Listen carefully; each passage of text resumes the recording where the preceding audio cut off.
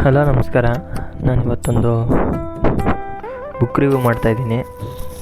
ಈ ಪುಸ್ತಕದ ಹೆಸರು ಬಂದು ನೋಡಿ, ಇದೇ ಪುಸ್ತಕ ದಿ ನಾಗಾ ವಾರಿಯರ್ಸ್ ಅಂತ. The Naga warriors battle of Gokul ಅಂತ. ಇದು ಆಕಾಶ್ ಗುಪ್ತಾ ಅವರು ಬರೆದಿರ್ತಕ್ಕಂಥ ಒಂದು ಸ್ಟೋರಿ. ಈ ಬುಕ್ಕು ಇದರಲ್ಲಿ ನಾಗಾ ಸಾಧುಗಳ ಬಗ್ಗೆ ವಿವರಿಸಲಾಗಿದೆ. ಇದರಲ್ಲಿ ಸ್ಟಾರ್ಟಿಂಗು ಒಬ್ಬ ನಾಗಾ ಸಾಧು ಹಿಮಾಲಯದಲ್ಲಿ ನಡ್ಕೊಂಡು ಹೋಗ್ತಾ ಇರ್ತಾರೆ. ಸೊ ನಡ್ಕೊಂಡು ಹೋಗ್ತಾ ನಡುವೆ ಒಬ್ಬ ಫಾರಿನರ್ ಸಿಗಾಕೊಂಡಿರ್ತಾನೆ. ಆ ಫಾರಿನರ್ನ ಕಾಪಾಡ್ತಾರೆ. ಅವನ ಹೆಸರು ಥಾಮಸ್ ಅಂತ. ಸೊ ಆ ನಾಗಾ ಸಾಧು ಅವ್ನು ಕಾಪಾಡಿದ ಮೇಲೆ ಕೆಲವೊಂದು ಕಥೆಗಳನ್ನು ಹೇಳ್ತಾ ಹೋಗ್ತಾನೆ ಥಾಮಸ್ ಹತ್ರ. ಸೊ ಅವನಿಗೆ ಕುತೂಹಲ ಬಂದು ಕೇಳ್ತಾ ಹೋಗ್ತಾನೆ.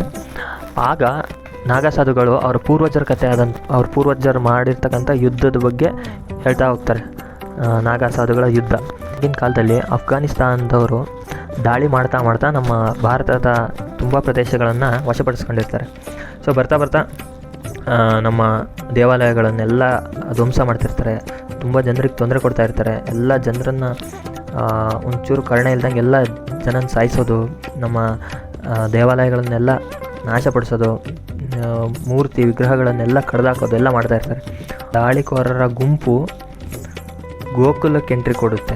4,000 ಜನ ಸೈನಿಕರಿರ್ತಾರೆ. ಅವರು ಗೋಕುಲದಲ್ಲಿ 111 ಜನ ನಾಗಾ ಸಾಧುಗಳು ನಮ್ಮ ಧರ್ಮ ರಕ್ಷಣೆಗೆ ಮತ್ತು ನಮ್ಮ ದೇವಾಲಯಗಳ ರಕ್ಷಣೆಗೆ ನಿಂತ್ಕೊತಾರೆ.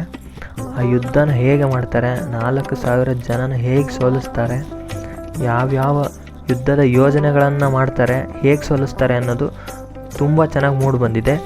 ಇದು ಮೊದಲನೇ ಭಾಗ, ವಾಲ್ಯೂಮ್ 1.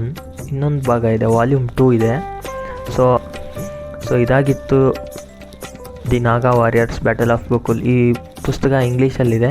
ಸೊ ಕನ್ನಡದಲ್ಲಿ ರಿವ್ಯೂ ಮಾಡಿದ್ದೀನಿ. ಸೆಕೆಂಡ್ ವಾಲ್ಯೂಮ್ ಕೂಡ ರಿವ್ಯೂ ಮಾಡ್ತೀನಿ. So thank you.